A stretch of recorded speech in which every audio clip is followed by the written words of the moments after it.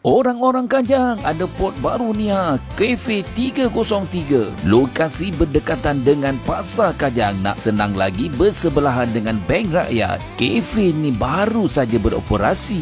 Lebih kurang 3 bulan. Jom kita tengok apa menunya yang ada. Wah, bermacam-macam juga menunya ya. Daripada breakfast sampailah ke lunch. Waktu operasi daripada pukul 7 pagi sehinggalah pukul 5 petang. Dibuka setiap hari kecuali hari Isnin. Wah, menu dah penuh meja ni, apa tunggu lagi? Kalau korang tak dapat datang sini, order aja dekat Foodpanda. Search aja Cafe 303. Makanan dah terhidang semua tu. Apa lagi geng? Jom kita cuba. Menu pertama, mi sup pasar payang, ori resepi dari Terengganu. Ini pula laksa Johor, harganya RM12. Ini adalah signature menu, korang kena cuba. Seterusnya set cucur udang dengan harga RM6. Udang yang diletak pun besar geng, korang tengoklah tu. Sekarang tibalah masanya yang berat pula. Ini pula set itik salai, datang dengan telur masin, sambal dan juga pucuk ubi. Wah, macam-macam ada set ni, memang meriah. Sambal yang dicicah dengan pucuk ubi, diletakkan pula telur masin,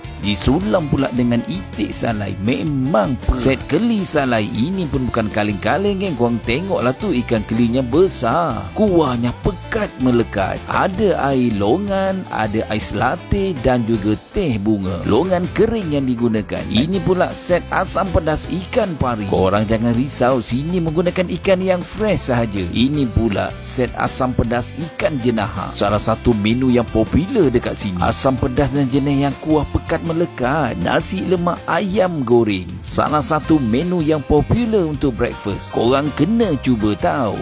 Sambalnya tak ada pedas dan tak ada manis. Okey lah, adik-adik pun boleh makan. Nasi kerabu dengan daging kunyit, menggunakan daun telang untuk mewarnai nasinya. Daging kunyitnya pun lembut geng. Senang cakap, korang datang sini sendiri. Sangat menikmati sehingga pejam mata. Kalau korang datang pagi, ini di antara menu-menunya. Korang tengoklah sendiri tu. Banyak kan? Apa tunggu lagi? Untuk dapatkan perkhidmatan catering daripada Cafe 303, kita menyediakan semua pelbagai juadah.